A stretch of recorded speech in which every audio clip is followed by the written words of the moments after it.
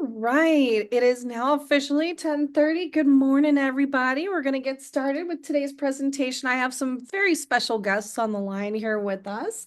But before we get into that, just a few housekeeping tips and reminders.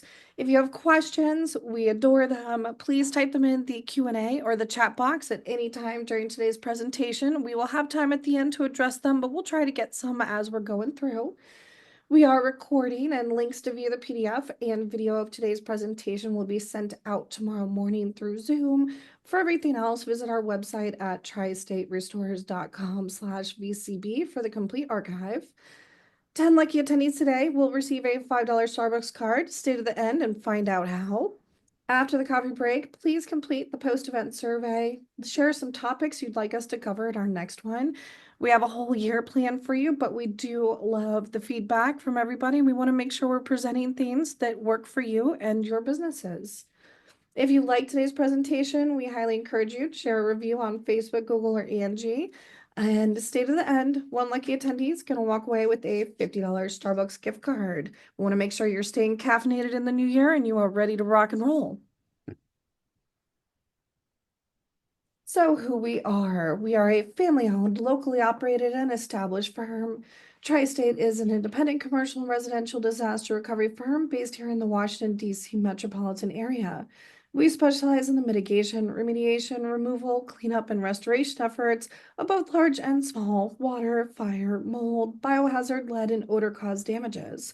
Our company's mission is turning disaster into peace of mind because we're committed to easing the burden of handling your property disaster through providing you with the best customer experience possible. Again, here's just our suite of services. We help you out with water mitigation and restoration, mold remediation and lead abatement, fire, smoke restoration and odor control, biohazard and trauma disinfection, and sewage mitigation and cleanup. We are licensed and reliable. We are an IICRC accredited firm, EPA lead safe, IAQA smart mold. We're 5-star rated across all the things that matter.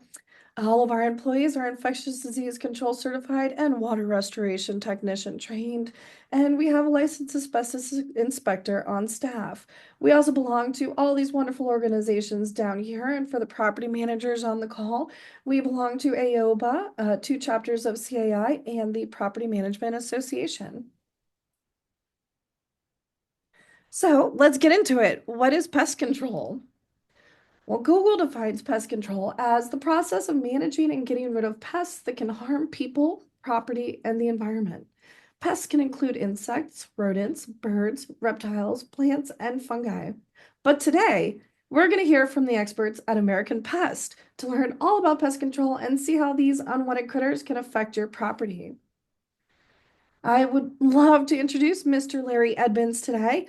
He is a certified pest control specialist, expert in rodent and cockroach control, NVAA. He's part of the NVAA Executive Board, AOBA board member. He is a PMA committee chair, a proud member of IRM 9216, and he belongs to 2 chapters of CAI, the Chesapeake and DC chapter. He's also involved with MMHA and GWHCC. American Pest has been serving the DC, Maryland, and Virginia area for over 95 years. Since its inception in 1925, American Pest has obtained an elite status as one of the oldest premier family-owned pest control businesses operating in the Washington, D.C. area. Armed with a fleet of over 300 expertly trained pest professionals, American Pest attributes its success to the long-standing tradition of excellence in providing quality pest control services for the home or business. As a modern company, American Pest strategy utilizes skilled hiring standards, world-class training, and applied integrated pest management practices that are environmentally responsible. You can learn more about American Pest at americanpest.net, but without further ado, I'm going to introduce my man, Mr. Larry Edmonds, to take it from here. All right, thank you, Adrian. Such a good introduction. I appreciate that. And we just want to let everybody know that we have been in business 100 years. So I know that was 1925, so it's 2025. We will upgrade that on our site. So our 100th anniversary will actually be tomorrow. So That's we've been around for fantastic. 100 years doing pest control. Happy anniversary to American Thank Pest. you, thank you. Now, When I talk about pest control, we talk about the importance of storage, non-toxic alternatives, the proper use of pest control. As you see the gentleman in the outfit there with all the gloves on and the Tyvek suit and the specialized mask that's designed just for that pest control process. So pest control, the main thing we look at is keeping our employees safe, keeping our environment safe, and also keeping our clients safe, and our residents that we go out and visit every day. Pest control, of course, has been around for centuries, in one form or another, whether it's through capture methods, IPM programs, special monitoring devices, new chemical control devices they use today. As we talk about pest control and safety in the environment, we look at where pest control was many years ago, decades ago. We talk about the bubonic plague of the 15th century that eliminated over 50 million people in Europe. That was caused by rodents. We talk about the Spanish flu of 1918, which eliminated another 50 million, people worldwide. That was caused by, they say, the malaria of mosquitoes. So as we see, pests have been around and doing detrimental things to our environment and to our safety of our citizens for many centuries now. So pest control is an important part of today's society, and it has become probably one of the safest processes of today. Of course, we always advise to use professionals. If you're going to do pest control, we know a lot of folks get into the self methods. They go to Home Depot, they're buying the over-the-counter product. Always tell the story about one of my wife's friends who bought a product to help get rid of bed bugs she thought she had in her car.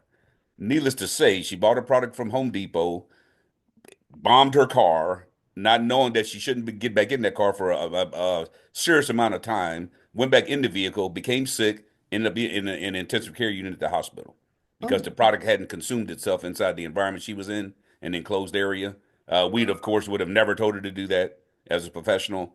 So now from now on, she knows anytime she's got a pest issue, she calls me first. Rodents and diseases in humans. Whether it's through pets, humans, the disease can spread through things like, of course, rodents have hantavirus, salmonella, cockroaches trigger asthma in a lot of environmental areas. Mosquitoes carry diseases like the West Nile virus. So as we see, this is just three of the common pests that we see today, and there's various other methods and pests out there as well that can cause many diseases and detrimental to not only your pets, your children, your humans, but the environment itself, including our termites, which of course eat through wood and destroy some of the environmental issues that we have out there with the buildings that you're actually working out of or you're working in. As you see, termites is one of the areas. This is just some termite control areas that we've been in, and I've seen a lot worse than this. I mean, I've walked into environments where they were doing rehabs on buildings, and of course, termites have eaten completely through the wood framing. So the frame structure of the building was in detriment. Rodents, we always hear about them chewing through electrical wiring in cars. We have them in, some of your computer rooms inside some of the buildings. And of course, that always poses some sort of higher hazard, fire hazard. Ants and damaging supplies, food sources, and of course, they always mess up the picnic when you're out there in the environment. We have also some of our what we consider our smart and non-toxic solutions. So, being fortunate enough to work for the company I'm with now, which is a subsidiary of Anti-Semix, American Pest is, they actually were monitoring and using devices in Europe that we hadn't even thought of yet here in the United States. So when they came over, enveloped themselves into the American society and introduced pest control from a European side here, one of the things they brought with them was some of our equipment called our smart equipment. It's really a uh, non-toxic solution to rodent control. And we're even looking at, of course, now cockroaches and other various methods of elimination of pests with a non-toxic approach. So no pesticides, no rodenticide. We always consider, a lot of people always considering, my pets. I have my pets outside when they're walking through the environment. I see these black boxes out there, and I know they have some sort of rodenticide inside them. Or if they eat a pet, eat another animal that has been eliminated by the pest, by the rodenticide, and what that's going to do to their pet. So we're looking at ways to be able to get around that and not have to use those kind of rodenticides and pesticides in the environment today. And some of the things that we do are monitoring, really a non-toxic solution to pest control. These are just some of the devices that we have available that we use. Smart Eye, which kind of gives you an idea of having a little eye somewhere that you can't see. So if you ever would wanted to see somewhere and you couldn't, you can put an eye there and you'd be able to see those environments and the impressions of movement, capture activity, monitoring, to be able to see where those critters are going and where they're coming from. We have the in the middle there what they consider our smart box, and that's a rodent control device that uses no pesticides, no rodenticide, and it's a capture and elimination device. So not only do you not see them once they go inside the box, they eliminate it, the rodent when they're inside, and we just come out basically, set up, redo the system, reapplicate the applications. This can be used in loading docks, warehouses, exteriors. I mean, anywhere that you have rodent activity, we can use these kind of systems. And then we have our mini eye or our router, which is the connect device that connects all the smart eye devices. The actual smart box stands alone, so it doesn't need another device attached to it. And this is just showing you an idea of what the smart box does and what it looks like. I think if we can, if we show here, it'll trap up to 10 rats or 30 mice, depending on size. The service team gets an alert when the box needs to be empty or requires maintenance. It has a lithium battery, and I believe that battery is a 10-year life on it. So it can stand alone in an area for many, many years without having to be, redesigned or recontrolled. We schedule services based on the device and activity levels. Monitoring provides trending data or of treatment efficacy, of course, and reduction of activity. So we get a chance to really see is the box working. If we're capturing a lot of rodents and we're eliminating a lot of the activity in that area, then we know the device is doing what it was designed to do. You can go to the next one. This is just a environment we did where we actually put control devices in, map of the devices inside a big, large factory we had that we utilized.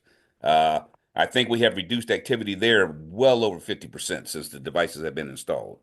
So it's been moving along, doing what it's supposed to do, giving us the data that we need to control the area, and helping out with, not only not having activity, but, rodents cause a lot of other things besides just the viruses and the diseases that they cause as well. They cause, of course, damage to your environment. They also cause, lost productivity and lost product. Through that device, of course, we had an overall downward trend since beginning that rodent monitoring of that particular area after initial treatment, indicating less rodent activity, which leads to less product loss due to contamination and property damage due to chewing. And this is just kind of like a general synopsis of how fast they reproduce. So when we're talking about the bubonic plague in Europe in the 15th century, and how it got so populated so quickly, they actually came off the ships from China, were dropped off in Europe at the ports, and just spread. I mean, exponentially very quickly. Because we look, one female rat can have up to 6 litters of birthing in a year, up to 12 babies at a time, and imagine that times five or times 500. We're looking at breeding, in comparison to a normal human being breeding is very exponential as far as the amount of population that could be produced at one time. So, they could take over and we'd have to find a way to stop them. So this is some of the ways that we look at helping, prevent what we have here in the United States from any kind of overpopulation. Proper pesticide and conclusions. We're looking at making sure that the pesticide is applied properly. Storage is, ensured safety. Understanding pest-related risks to health and property, and the value of a smart non-toxic solution. So some of the times when we're talking about pest control, we're looking at different variations in the environment and what we can do to help the society as a whole. These are some of the ways that we come in on that end with pest control. If done properly, has to be done by a professional. We always recommend that. Somebody with a certification or a license. Never do that self-contained pest control because a lot of times you're doing more detriment than you're doing a positive to the pest itself. So Correct. And we don't want to be like your wife's friend either. We don't want to get bitten and no, end up in the hospital. yes, you did, and that was devastating. So, Oh my goodness. and this is just a little map of where we are now. We started with that little sign said American Pest, and now we've grown over the past 8 years to all these other states, and we're looking to become, of course, 48 contiguous states and the two outside of the area. So we're looking to continue to grow. So, if we can help you in any way, we can help you out in any environment locally in the DMV or any of these other states that you might have communities or properties in. And just a little contact information in case you need it. Beautiful. Thank you so much, Larry. You are truly my expert in all of this creepy crawly bugs. And I had no idea that mice reproduce at such an accelerated rate. That's actually really scary. Yes, it is. Yes, it is. I mean, we're looking at any kind of pest that does that. They multiply a lot faster than the human population does. So it's a reason they've been around for centuries, and the reason they probably will continue to be around for centuries to come. And I love to put you on the spot, sir.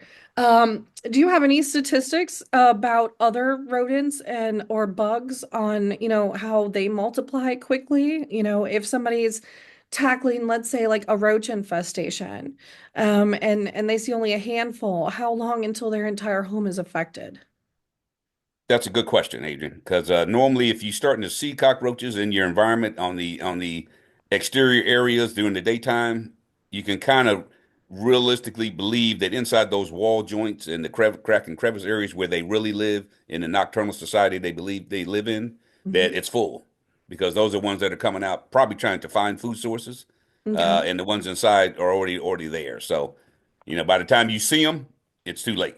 They've already starting to multiply on a heavy basis. Cockroaches are very similar to rodents. I mean, they birth, multiple times. They can carry a load of up anywhere from 12 to 18 babies at one time. And continue to grow and multiply that fast. So So I'll give an interesting fact, Larry. This is David Jones, the commercial sales manager for American Pest. I just been on standby in case I'm needed. But they can produce over 400,000 in a year. Did we talk about Wow. roaches? Correct? Yeah. So it's not something that you really pay attention to and see. And the reason why is because most of the things that we typically deal with that are nuisance to us are nocturnal. So you Mhm. don't see them during the day. Roaches are nocturnal, rats are nocturnal. Mice normally come out, at night. And so if you're seeing them during the day, you know you have a problem. That is a very good red flag right there. So, if anybody takes anything away today, if you're seeing these pests in your home during the day, that is an immediate red flag and sign that you probably have a bigger situation on your hands. absolutely. Very good. Now, everybody, before I move on to the next slide, I want to make sure everybody has an opportunity. Click on this QR code. This is going to be your lifeline. If you need Larry, this is how you're going to be able to reach him. So go on ahead and get his contact info. We'll share it again later on at the end of the presentation. And for anybody who forgets, please feel free to just reach out to me. I will definitely be able to get you in touch with him, okay? But we're going to open this up for some more questions here. I do see Fatin, thank you so much. So we did address your question on what states. They're pretty much nationwide. And if you need help, American Pest or a subsidiary of their company will be able to assist. How often do you recommend termite treatment, Larry? Termite treatments, of course, we try to look at the eco-friendly process of termite treatment, which is going to be our Centricom system, which is an above ground station that we plant around the exterior of the perimeter of the buildings that we seal up. And this is a live baiting system now, so it's a little different than what it used to be. The system now actually have live bait in it, and we can monitor the devices through digital reads to tell us if there's any activity in those boxes as we come through and monitor. And it works continuously 24 hours a day. So it's another device that works on an eco-friendly system. It continues to tell us if there's any kind of indication of activity. And when there is activity, we can kind of monitor that isolated area or zone to make sure that if there's any additional treatments needed, we can do it at that time. So there's not really a specific time and recommendation. The old products used to be fill and spill. You would dig a trench around the property, put in a field measure product, which is normally some sort of system to help eliminate the termites. Mhm. And then the product lifespan was 7 to 10 years. So, they would say, okay, in 10 years, you might need to retreat again. But the product actually lasted a lot longer than that. It's just that we have to go with FDA and whatever they regulate. So they Right. would say 7 to 10 years. So that would be our recommendations. Okay. And there's a follow-up Let me, question let to me, that. Is your termite solution sustainable? yeah, Yes. I was gonna chime in on that. So Sure. it's use Citricon for the baiting stations. And what it does is, believe it or not, it attracts them if they're in the area to the bait is actually more palatable for the termites than the actual wood. They've done studies where they've seen that they actually like it a little bit more than the wood. So that's one of the biggest reasons why. And then it keeps them from growing. So that way, when they go to molt, then they perish, right? And they feed the rest of the colony, similar to how we beat for ants. So when you go out and you're looking to spray or something like that, you're really just getting the ones that you actually touch with the spray, and then the other ones will go away, and then you'll notice they'll come back. Well, if you're trying to do it on your own, this is why we suggest using professionals, because we need to figure out a couple of different things to make sure they're eliminated Mhm. and where they're coming from, right? And so at the end of the day, having strategies, understanding the biology, doing research. We also have two entomologists on staff that we can lean on whenever we really can't figure something out. We have doctors on staff that help us with these things. So we're not just flying by the seat of our pants, so to speak. We're really taking a scientific approach to figure these things out and make sure that they are sustainable and they can last. Wow, that is so interesting. I love the science behind it. Let's see. I do have another question here that was sent directly to me. What would you guys say? And I know you've been in so many properties, commercial, residential, across the DMV. What would you say is our local area's biggest pest problem? Right now would be rodents. Okay. Yeah, mice interior and rodent and rats exterior. Just always keep in mind, mice are an interior pest. They normally start in an environment outside. They call them field mice, is what you would always hear. Deer mice, field mice, and then they create a way to get inside a building or a structure. And once Mhm. inside, these mice don't really want to keep coming outside because all their sources of food, water, and environment are inside. So it's easy for them to get inside, get into an enclosed area, start to have the birthing process going, and then you start driving people crazy on the inside because they're seeing these mice running around. Right, right. Everybody's jumping on tables at that point, Yeah. right? And once you see one, it's hard to not see it again. That's the only thing about a mouse. Um, So Now, I'll give you another rats interesting are on the fact real exterior. quick. So rats are basically on the exterior, and they're going to be controlled by different environments on the exterior side because they don't Mhm. really want to ever come inside the building. They're kind of big, they're a little clumsy, a lot larger. They'll live underneath the buildings or step areas, things like that that you might have on site. Mhm. But their environment is that underground. And we did a lot of construction in DC for the past decade, new buildings going up. And Right, imagine we're building these garages sometimes 13 stories down. So we hit pits and pits and pits of rodents down there, and it caused us to have a lot of activity. Um, and it just didn't have enough devices to control it, you know. right. Environment processes have changed with the DC control, Maryland as well as Virginia. They're trying to help out a lot more, but they still need the professionals to come in and take care of the issues. Yep, Awesome. and I have a couple. Go ahead, David. Sorry. I was gonna give another interesting fact because sometimes we don't understand the best way to keep them away, which Hmm. is to keep the building or the home sealed tightly. Because a mouse only needs about a quarter of an inch. They really, and rats as well, not a little bit larger, but they can condense their bodies to get through tight spaces. And so while you might think the little gap you see in the door that where you can see light outside, they can't fit through, you might be surprised that they can. Wow, a quarter of an inch. That's barely anything. So yes, definitely, that's a good measure. And we've talked about this in our coffee breaks before, making sure your property is sealed up tight. It helps with winterization. It also helps to keep these field mice from trying to sneak in that quarter of an inch crack that you may have. Let's see here. Okay, perfect. That addressed Fen. Miss Candy, yes. Best ways to get rid of them in a high rise once they have infested. High rise is a little different, of course, than a conventional mid rise or uh, a different type of property, just because everything is a tier. Everything is Hmm. tiered inside a high rise.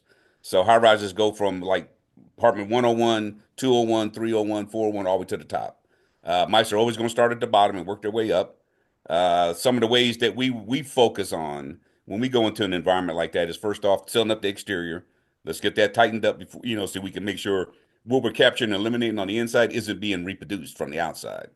Also, the main trash in areas like that. That's where the food source is a lot of times. They're going to live in that little kitchen zone in most residence areas. So we believe in capturing and sealing, some sort of sealing and capture method, which always is one of the best processes. So we got Okay. to kind of draw them out a little bit, bring them out to the food source that we want to feed them, not what the environment is allocating for them. Help capture and eliminate what's on the inside, and then seal up so we continue to have the building tightened up, as we continue to go up and down the tiers. So, and we want to start from that bottom and kind of work our way up, and then start work our way back down. Okay. Yeah, I get that. All right. I like that approach. And Um, then I'll add to that real quick. mhm, So, and then I'll answer the other question about doing it before to prevent a problem.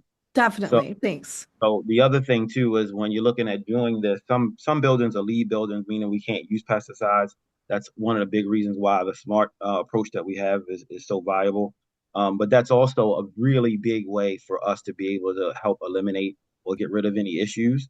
Because if you can monitor and know where the mice are or the rodents are, and understand that the whole left side of the building is not the problem, it's the right. So now when I go, my technicians are concentrated on where the problems are. We're able to figure out how to eliminate the ways they're getting in over time a lot better. And that's what that graph was showing earlier when it was showing how you had a lot of big peaks, especially when it was cold, right? And then it started to go down and down and down. It's like, so we're seeing it a lot earlier. So we're mitigating a lot of the issues and the damage and disease that could be coming about because we're able to know what's happening in real time and be able to react to it as opposed to like that time frame of just damage and things happening. And then, like I said before, they're out at night. So when you see them during the day, you're already infested, right? And so now we got to play catch up and try to get rid of them. But that's a big way on us being able to get it done and actually have data to know that it's actually going down, right? Like you've never seen a graph like that on rodents and in the building because we've never been able to do it. Does that make sense? Yep, and I just pulled up your graph too, so now everybody has a visual to what you were talking Hmm. about. Yep. So when Yep. we got in, it started to go up, and then you'll see it started to trend down. But then we also know because a lot of times people don't think about deliveries coming in from warehouses, bringing rodents and pests into the building. So, oh, it jumped up again. But we're able to react and be more proactive than reactive once we see what something is starting to trend up. Right, I noticed like the highest peak, about a year into treatment is only up here. It hasn't even hit 50. So you're never going to get back at that highest peak again because you already have a control system in place. Right. Right. Control and And monitoring system. And I'm gonna answer this one question on there as well that I see because they say, can you ever get rid of them? And I know we get that question all the time. When you're baiting and you're trapping, and it seems like the mice just keep coming and keep coming. Yes, you can. We have had buildings that we went in with major infestations. We did intensives inside all the units, search and seals, dusting methods, capture methods, and over a period of time, it works.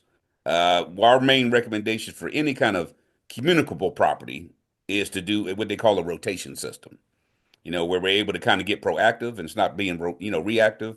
The reactive approach is when you've already had an infestation and somebody's calling and complaining. By then, it's probably more than one unit that already has that issue, and it's going to be a reactive approach to it. So if you have a service that you have on your property, try to always maintain some sort of rotation where we're kind of going through the property from top to bottom. So we're kind of getting ahead of the issues before they become issues. And that's always one of the best methods to help work out that issue. Definitely. Always better to be proactive than reactive. We tell our clients this all the time when it comes to property damages. Same thing. We want to and we'll get into a couple more tips here for frozen pipes and that sort of thing because we've had a month of very, very cold temperatures. But the same thing, winterize your property. You want to make sure you're being proactive with property maintenance before anything really bad happens, and you need to call a professional like Larry or Tri-State.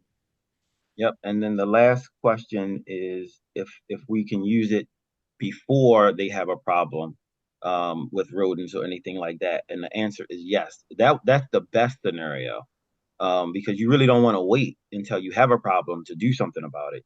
You'd rather know if something appears and we can mitigate it a lot faster than if we didn't know. So the answer is absolutely, and we do let people know that quite often. But not normally people don't build a budget in for something that they don't already have a problem for. Right. That's true. It's Yeah, very it's true. true. Try to get board approval for a problem that doesn't exist yet. That could be complicated. So actually, that brings up a really good question for all of the property managers here on the call today. How would you approach that? If you're dealing with, a condo association, or you're dealing with, the upper management, upper echelon for your apartment community, how do you approach management with the ask?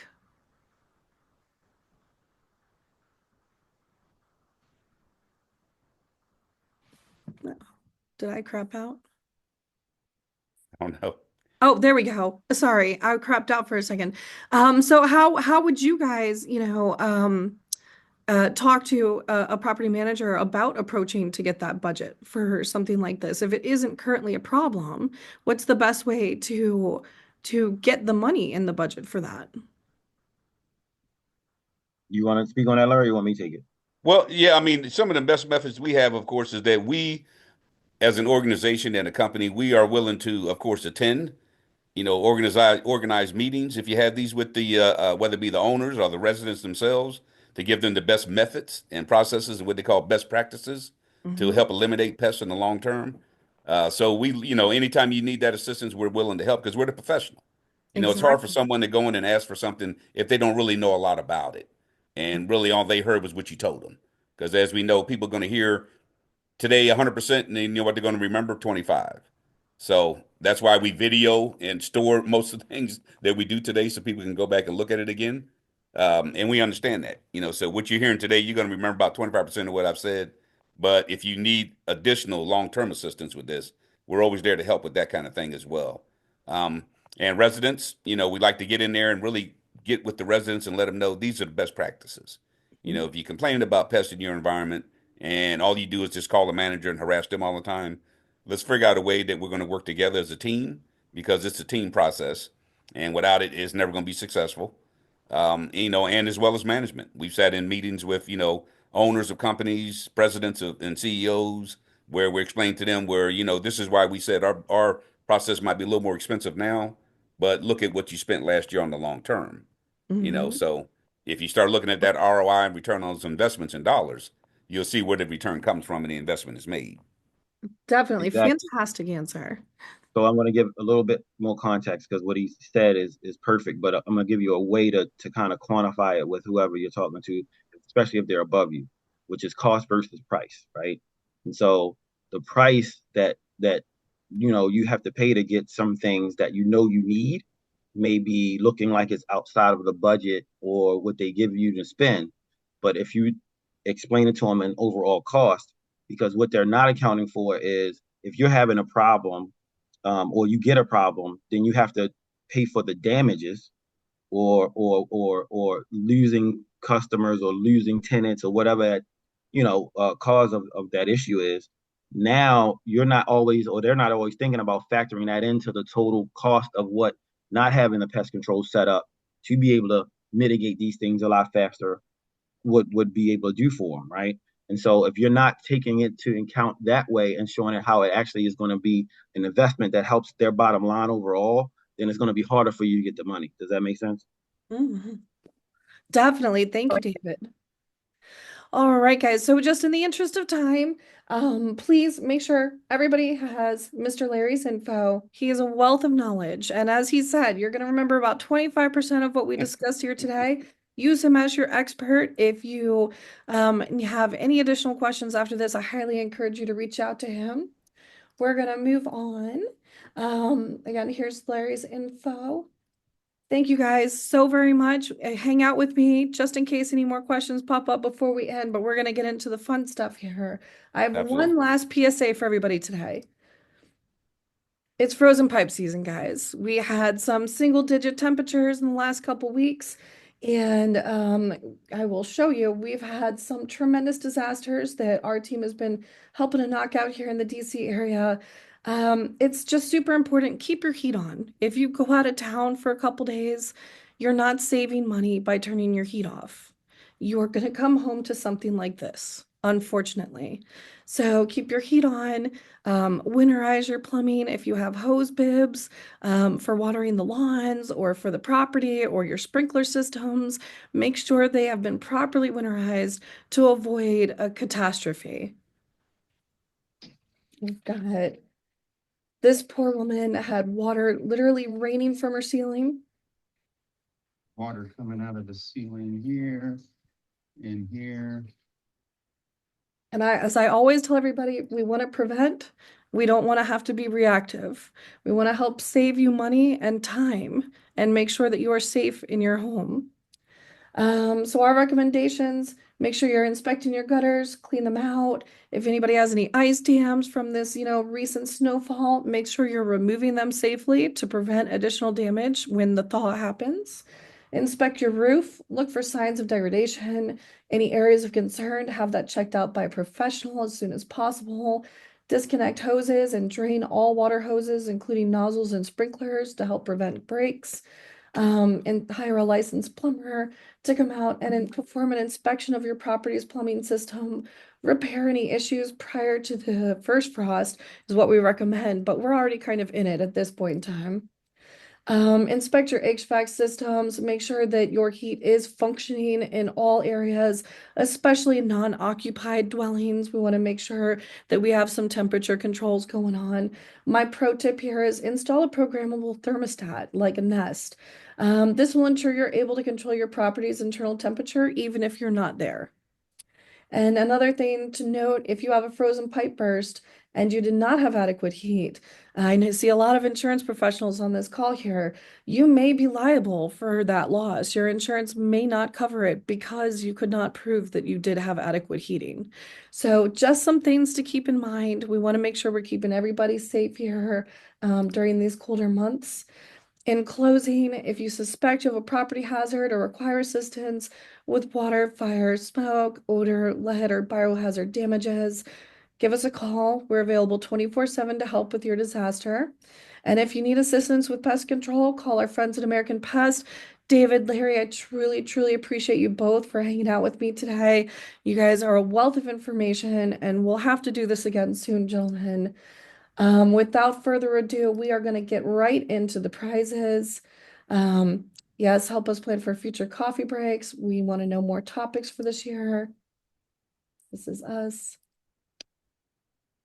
And there we go. So one lucky person today is going to walk away with a $50 Starbucks gift card. Want to make sure we're keeping everybody caffeinated in 2025 and everybody is able to successfully get through their day. And let me just take a random number here. All right. Miss Lynn Moore, congratulations. You are the lucky winner of today's grand prize. I will be reaching out to you after today's presentation to get this gift card out to you. Thanks again so much for joining us. But wait, there's more. Don't go anywhere. I'm going to sham wow guy you guys.